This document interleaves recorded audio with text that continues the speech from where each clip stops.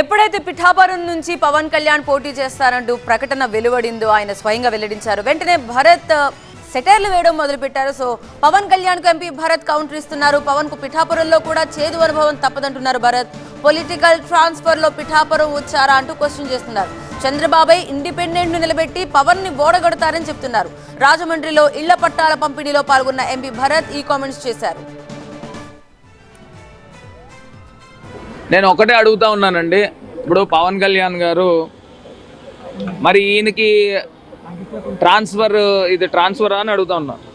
చంద్రబాబు నాయుడు గారు చెప్పారు కదా, మరి గతంలో పవన్ కళ్యాణ్ గారు ఎక్కడ ఉంటున్నారండి? హైదరాబాద్లో ఉంటున్నారు.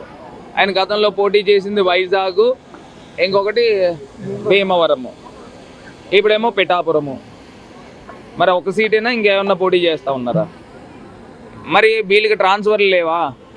అంటే తెలుగుదేశం పార్టీ మరి నాకు ఒక రకంగా అయితే నేను అర్థం చేసుకుంటున్నాను. ఎందుకంటే చంద్రబాబు నాయుడు గారిని చాలా సంవత్సరాల నుంచి చూస్తున్నాం కాబట్టి పవన్ కళ్యాణ్ గారిని ఓడించడానికి ఈయన ఇండిపెండెంట్ పెట్టచ్చేమో, అది కూడా ఉంది, ఆ యాంగిల్ కూడా ఉంది. ఒకసారి దీన్ని లోతుగా వాళ్లే పరిశీలించుకోవాలి.